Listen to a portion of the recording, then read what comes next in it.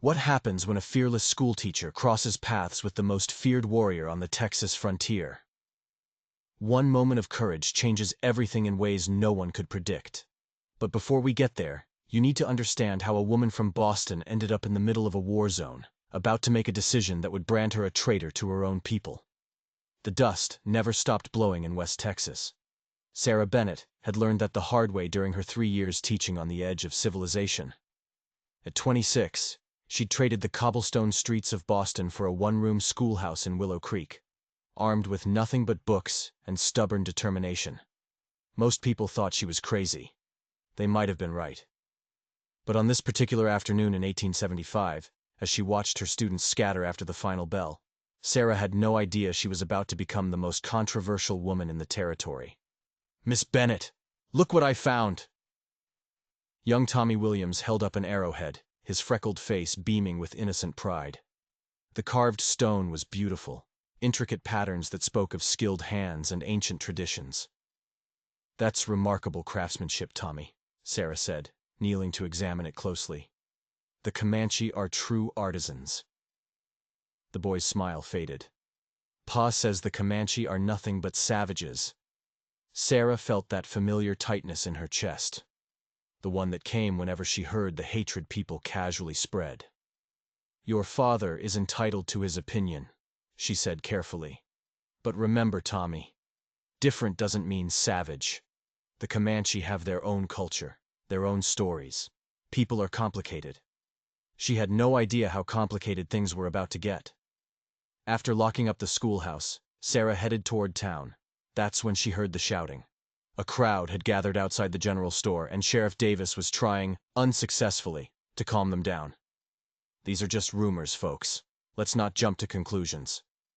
3 homesteads burned to the ground. Jacob Miller's voice cut through the murmurs like a knife. "That ain't rumors, Sheriff. That's Quanah Parker and his warriors. Mark my words." The name hit the crowd like lightning. Quanah Parker, half white, half Comanche, all warrior. The man who refused to surrender, who fought the tide of settlement with brilliant strategy and fierce determination. His name alone could spark fear or fury depending on who spoke it. Sarah pushed closer, catching the eye of Dr. William Hayes.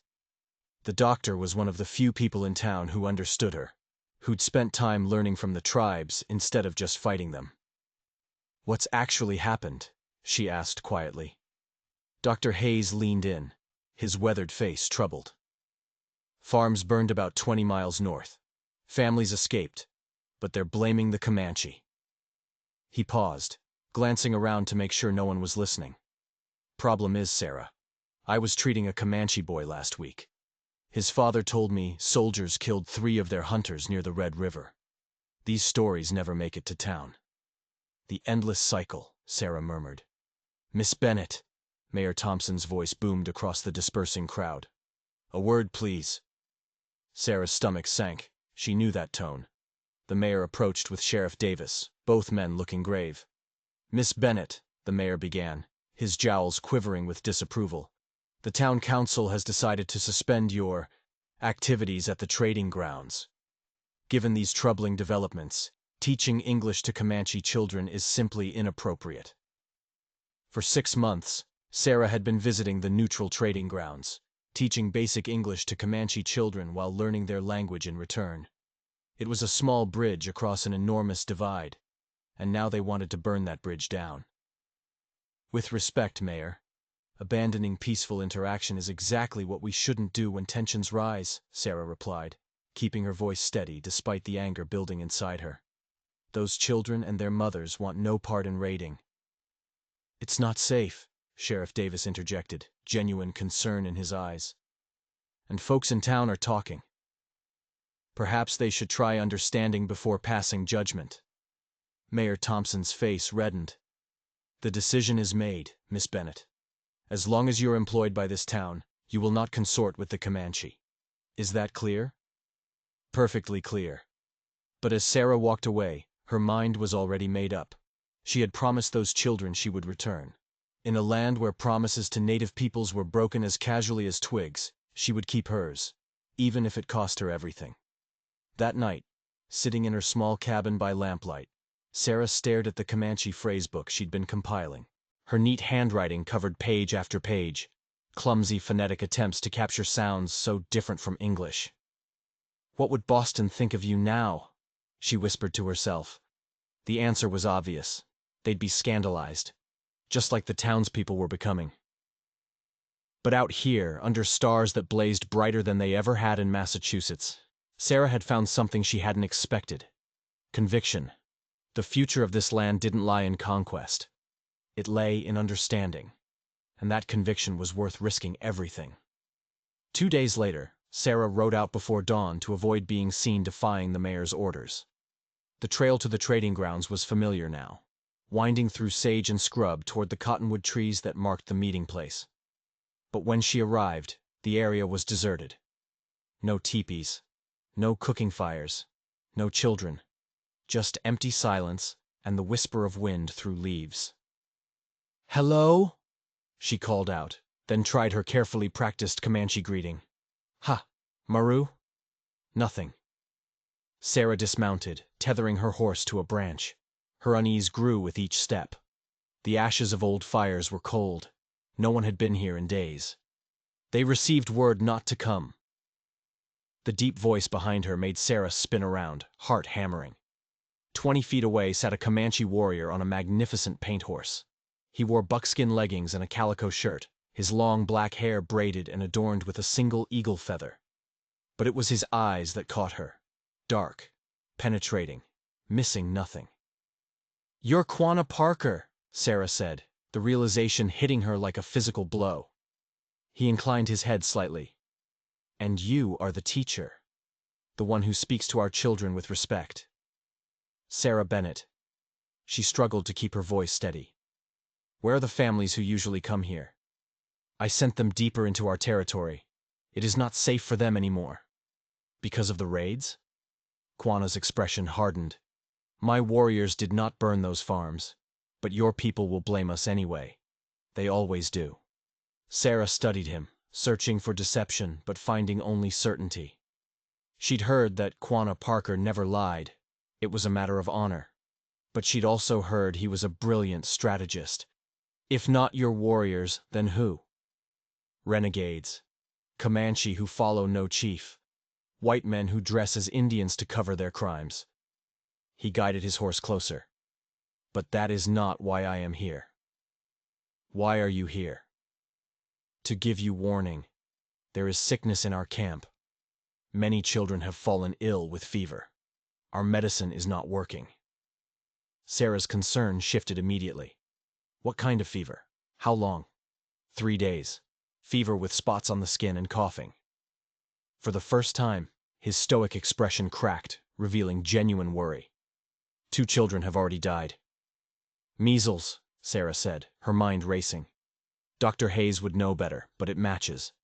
Is that why you came? To ask for help?" Quanah's pride visibly bristled. "I came to warn you to stay away. The sickness could spread to your town. Or I could bring Dr. Hayes. He respects your people. He's treated childhood diseases before. Your town would never allow it. They don't need to know." The words left Sarah's mouth before she could second-guess them. "Where is your camp?" Quanah studied her intently, as if trying to read her soul. "You would defy your people to help mine?" "I would defy anyone to save children's lives." After a long moment, Quanah nodded. "The camp is 2 days' ride west, in the canyon lands beyond Buffalo Creek. I will leave a guide for you and your medicine man tomorrow at dawn. Here." "We'll be there," Sarah promised. Quanah turned his horse to leave, then paused. "The soldiers are hunting me, Miss Bennett. If they find you helping my people, they will call you a traitor. Let them." A ghost of a smile touched his lips. "You have a warrior's heart in a teacher's body." He raised his hand in farewell and galloped away, disappearing into the vast plains like smoke. Sarah stood motionless, processing what had just happened. She'd spoken with Quanah Parker, the most feared man on the frontier, and committed to a dangerous journey to his hidden camp. The rational part of her mind screamed that this was madness, but her conscience was clear. The ride back to Willow Creek seemed endless. When she finally reached town, unusual activity caught her attention. Men saddling horses, checking rifles, voices raised in excitement. "What's happening?" she asked Thomas at the livery. "Army patrol rode in. Lieutenant says they're tracking Quanah Parker himself. Mayor's organizing a volunteer militia." Sarah's blood turned to ice. A militia of untrained civilians hunting Quanah meant one thing: massacre. Not justice, not capture. Massacre. "I see," she managed, keeping her expression neutral. "Thank you." She hurried to Dr. Hayes's office, her mind working frantically. This had just become infinitely more dangerous. Dr. Hayes was cleaning instruments when she burst in. His grim expression told her he'd already heard the news. "I assume you know about our visitors," he said without preamble. "Just now. But I have something more urgent." She closed the door and told him everything. The meeting with Quanah, the sick children, the desperate need for medical help. "Measles," Dr. Hayes nodded grimly. "Without immunity, it could devastate them. The mortality rate would be catastrophic." "So you'll come?" Dr. Hayes ran a hand through his graying hair. "Sarah, do you understand what you're asking? If we're caught, we could be charged with aiding hostiles. That's treason." "I understand. But children are dying. Isn't your oath to heal the sick regardless of who they are?" "Below the belt, Sarah." He was quiet for a long moment. "I'll need supplies. Medicines, blankets, food. We can't leave until after dark." Relief flooded through her. "Thank you." "Don't thank me yet. This is the most foolhardy thing I've ever agreed to. And I once performed surgery during an Apache attack." Despite his words, determination gleamed in his eyes. "Meet me at the creek crossing north of town at midnight. Wear dark clothing. And Sarah? Bring only what you can carry on horseback." That night, as Sarah packed a small bag, she penned a letter and left it on her table, addressed to Sheriff Davis. If things went wrong, at least he'd know she acted of her own free will. With a silent prayer, she slipped out into darkness. A school teacher turned conspirator under the vast Texas sky. The journey west was brutal. Their Comanche guide, a young warrior named Swift Fox, led them through hidden valleys and dry creek beds, following trails invisible to untrained eyes. They traveled at night, rested in whatever scant shade they could find during the scorching days.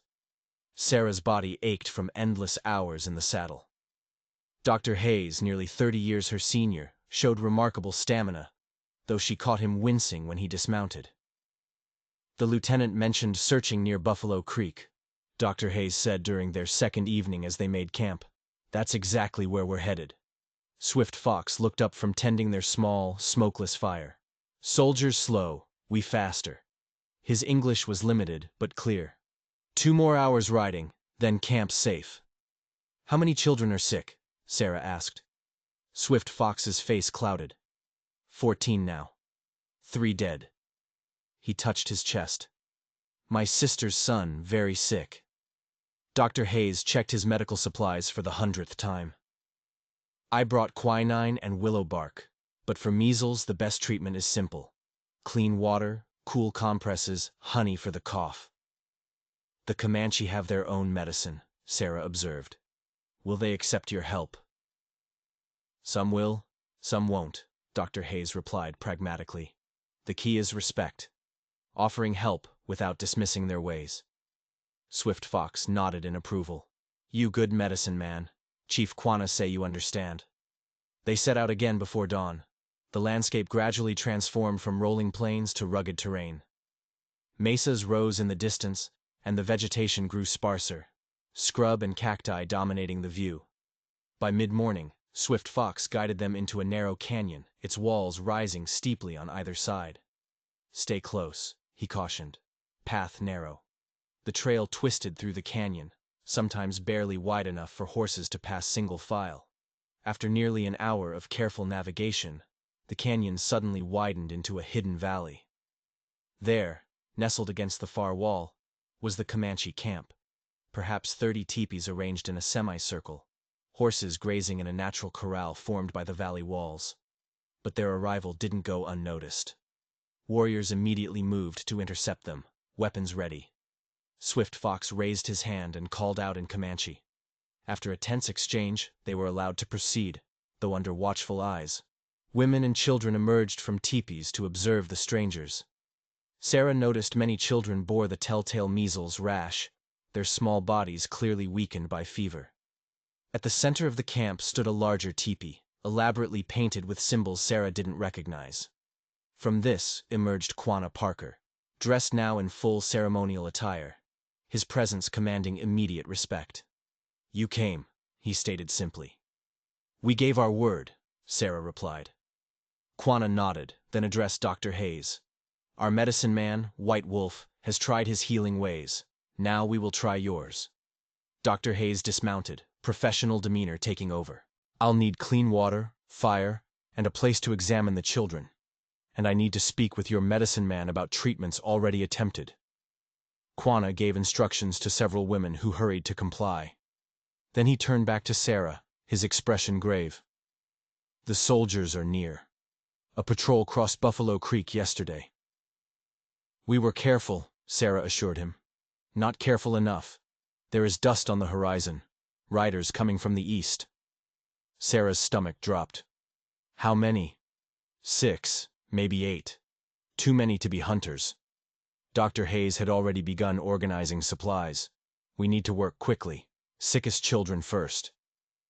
"And if the soldiers come?" Sarah asked, trying to keep fear from her voice. Quanah's expression hardened. "Then we fight." "No," Sarah said firmly, surprising even herself. "If they come, I will speak to them. This is about sick children, not war." "They will not listen to a woman." "They might listen to a school teacher from their own town," Sarah countered. "Violence will only bring more violence. Hasn't there been enough?" Quanah studied her for a long moment. Finally, he gave a slight nod. "We will try your way first, but I will protect my people if necessary." He led them to a teepee, where several of the sickest children lay on buffalo robes, their small bodies burning with fever. Dr. Hayes immediately set to work, his experienced hands gentle as he examined each child. Sarah assisted, preparing cool compresses and helping administer medicine. The Comanche medicine man, White Wolf, an elderly man with deep lines and completely white hair, observed with skepticism and hope. After watching for some time, he began working alongside Dr. Hayes. Two healers finding wordless understanding despite vastly different approaches. Hours passed as they moved from teepee to teepee, treating as many sick children as possible. The Comanche women, initially wary, began assisting, following Dr. Hayes's instructions.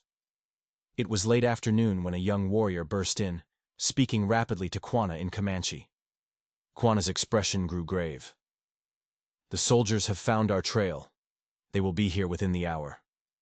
Dr. Hayes looked up from the child he was treating. "We need more time. Some of these children are still critical." "How many soldiers?" Sarah asked. 8 riders, Quanah replied. "With our warriors we could defeat them, but more would come." Sarah made a decision. "Let me ride out to meet them. Perhaps I can convince them this is a peaceful mission." "They will arrest you," Dr. Hayes warned. "Perhaps, but it might prevent bloodshed." She turned to Quanah. "If I can delay them, will you evacuate the camp?" Quanah shook his head. "Moving the sick children now could kill them." "Then we need another solution, one that doesn't end with dead soldiers or Comanche." Quanah was silent, clearly working through possibilities. "There is another way out of the valley, a path too narrow for horses, but our people could travel it on foot. We would have to leave the tippies and most belongings." "Do it," Sarah urged. "Get the women and children to safety. Leave only a few warriors to help with the sick children. Only those too ill to be moved." "And what of you and the doctor?" Quanah asked. "We stay with the sick children," Dr. Hayes answered before Sarah could speak. "As healers tending patients, even soldiers must respect that." Quanah considered, then nodded slowly. "I will send the healthy children and most women through the hidden path. Warriors will help carry those who can be moved." He fixed Sarah with an intense gaze. And I will stay as well. That's too dangerous, Sarah protested. You're the one they want most. This is my decision, Quanah stated with finality. A chief does not abandon his people. The camp erupted into controlled activity. Women gathered essential items, warriors prepared to escort evacuees, and those chosen to remain consolidated the sickest children into 2 teepees. Sarah worked alongside a Comanche woman named Morning Star, whose own child was among the sick. Despite the language barrier, they developed efficient rhythm, communicating through gestures and the few Comanche words Sarah knew. As most of the camp slipped away through a nearly invisible crevice in the canyon wall, Sarah stepped outside to catch her breath. The sun was setting, painting canyon walls in brilliant orange and deep purple. She felt a presence beside her. Quanah Parker stood surveying what remained of his camp. 5 teepees, a handful of warriors, several women including Morning Star, White Wolf, Dr. Hayes, and about a dozen critically ill children. Your people value courage, Quanah remarked unexpectedly. Yes, Sarah agreed. So do mine. But we define it differently. For your people, courage often means conquering fear to fight. For mine, sometimes courage means choosing not to fight when you could. Sarah considered his words. There's wisdom in that. There is wisdom in what you are doing as well, Quanah acknowledged. Risking everything for children not your own. They're just children, Sarah said simply. Their heritage doesn't matter when they're suffering. Quanah nodded, a rare smile briefly softening his features. In another world, Sarah Bennett, we might have been friends. In this world, Sarah replied, perhaps we still can be. Their conversation was interrupted by distant sound, hoofbeats approaching the canyon entrance. Quanah's expression immediately hardened, his hand moving instinctively to the knife at his belt. It is time to see if your way works, teacher, he said grimly. For all our sakes, I hope it does. The soldiers entered cautiously, rifles ready as they approached. Sarah recognized Lieutenant James Wilson leading the patrol, a career military man with a reputation for fairness but unwavering duty. Beside him rode a familiar figure that made her heart sink. Sheriff Davis from Willow Creek.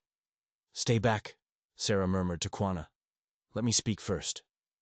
She walked forward, hands raised to show she carried no weapon. The soldiers immediately trained rifles on her, then on the small group behind her. Miss Bennett? Lieutenant Wilson called in disbelief. Stand aside, ma'am. You're in the company of hostiles. Lieutenant Wilson, she replied, keeping her voice calm and clear. I'm here voluntarily, assisting Dr. Hayes with a medical emergency. These children have measles. Several have already died. Sheriff Davis nudged his horse forward. Sarah, what in God's name are you doing? Do you have any idea who that is behind you? I know exactly who he is, Sheriff, she answered steadily. And right now he's a father watching his people's children die from a disease they have no immunity against. Lieutenant Wilson's eyes narrowed as he spotted Quanah. That's Quanah Parker. I have orders to bring him in, dead or alive. And I have patients who will die without continued care, Dr. Hayes interjected, stepping forward beside Sarah. Lieutenant, I've taken an oath to preserve life. These children need at least another day of treatment. The lieutenant dismounted, signaling his men to keep rifles ready. You're both in serious trouble. Consorting with hostiles is a hanging offense. Then hang me after the children are safe, Sarah challenged. If you have any humanity, Lieutenant, you'll give us the time we need. Sheriff Davis dismounted cautiously. Where are the rest? This can't be the entire camp. Gone, Quanah spoke, his deep voice carrying. Only the sick remain, and those who care for them. The lieutenant's hand moved to his sidearm. You expect me to believe the great Quanah Parker stayed behind while his warriors fled? A chief protects his people, Quanah replied simply. The children could not all be moved. Morning Star emerged from a teepee carrying a small child wrapped in blankets. The child's breathing was labored, his small face covered with rash. This one very sick, she said in halting English. Please help. Sarah saw conflict on the lieutenant's face as he looked at the suffering child. Even the hardened soldiers shifted uncomfortably. You have your duty, Lieutenant, Sarah acknowledged. But surely that duty doesn't include endangering sick children. Give us until tomorrow morning. Then we'll go with you peacefully. All of us. Sheriff Davis stepped closer, lowering his voice. Sarah, you don't speak for Parker. He's been raiding settlements across the territory. Not my warriors, Quanah stated firmly. Not these farms. You expect us to believe that? One soldier scoffed. Dr. Hayes straightened, his normally gentle demeanor hardening. I've treated both settlers and natives for over 20 years. I've seen the aftermath of Comanche raids. And I've seen what happens when settlers or outlaws disguise their crimes as Indian attacks. The farms that burned, there were no scalped victims, no typical Comanche raid patterns. That's speculation, Doctor. I give my word, Quanah said. My warriors did not attack those farms. The word of a savage, another soldier muttered. Sarah's patience snapped. That savage stayed behind with his sick and dying children when he could have fled or fought. He's shown more honor today than anyone who would deny medicine to suffering children, regardless of heritage. Her outburst created stunned silence. Then, unexpectedly, Sheriff Davis laughed. A short, surprised sound. You always did have more spirit than sense, Miss Bennett, he said, though admiration tinged his tone. He turned to Lieutenant Wilson. I've known this woman 3 years. Stubborn as they come, but honest to a fault. If she says they're here for the children, I believe her. Lieutenant Wilson removed his hat, wiping sweat as he weighed options. I have orders, Sheriff. Orders that include capturing women and doctors providing medical care? Sarah pressed. Taking dying children prisoner? From inside a teepee came the sound of a child coughing violently, followed by a mother's soothing murmurs. The sound affected the lieutenant more than any argument. One night, he finally conceded. We'll camp at the canyon entrance. At dawn, anyone well enough to travel comes with us to Fort Richardson. And the rest? He glanced at the teepees. Can follow when able, under military escort. And Quanah Parker? Sheriff Davis asked. The lieutenant's expression hardened. My orders stand. He comes with us at dawn. Quanah stepped forward, bearing regal despite circumstances. I will go willingly if you allow the doctor to stay until all children are well. Lieutenant Wilson studied the Comanche chief with undisguised surprise. You'd surrender yourself for them? Yes. Sarah felt a lump forming in her throat. Lieutenant, surely there's another way. The government's been trying to negotiate with the Comanche. This could be a start. Good faith on both sides. I don't make policy, Miss Bennett, the lieutenant replied, though his tone had softened. I follow orders. Then follow them with wisdom, Dr. Hayes suggested. Think of the story you could bring back. Not just capturing Quanah Parker, but arranging a peaceful solution that saved lives on both sides. Lieutenant Wilson considered this. I'll need to confer with my men. Sheriff, keep watch here. As the military men huddled in discussion, Sheriff Davis approached Sarah quietly. You left a letter, he said. Found it when we searched your cabin. I didn't want you thinking I'd been taken against my will. Thoughtful, considering you were committing treason, the sheriff remarked dryly. Is it treason to save children's lives? Sheriff Davis glanced at the teepees. No, he admitted. But there are proper channels, Sarah. Would you have helped? She asked pointedly. The sheriff's silence was answer enough. After what seemed eternity, Lieutenant Wilson returned. His face was inscrutable. Here are my terms, he announced. Dr. Hayes may stay with 2 of my men to continue treating children. Miss Bennett, Sheriff Davis will escort you back to Willow Creek immediately. He turned to Quanah. As for you, Chief Parker, I propose a temporary truce. You'll come with me to Fort Richardson, not as prisoner, but as representative of your people, to discuss these raids and possible peace terms. Quanah's expression revealed nothing. And my people here? Will remain undisturbed as long as they make no hostile moves, the lieutenant promised. When children are well, they'll be allowed to rejoin your band, assuming our talks are productive. Sarah could hardly believe what she was hearing. It wasn't perfect, but far better than she'd dared hope. "Why this change of heart, Lieutenant?" Lieutenant Wilson straightened his jacket. "Contrary to what you think, Miss Bennet, I have no desire to be remembered as the man who arrested women and doctors for helping sick children. Nor do I wish to cause deaths of innocent Comanche young ones." He glanced at his men. "Besides, Private Jenkins here has a Choctaw grandmother," he made persuasive arguments. A young soldier nodded almost imperceptibly, his features indeed suggesting mixed heritage. "Do we have an agreement?" the lieutenant asked, looking directly at Quanah. The Comanche chief was silent for several heartbeats. Finally, he nodded once. "We have an agreement. But I need your word as soldier and man that no harm will come to my people here." "You have it," Lieutenant Wilson replied firmly. As arrangements were finalized, Sarah found herself standing beside Quanah Parker one last time. The sun had set, first stars appearing in deepening blue. "You were right," Quanah said softly.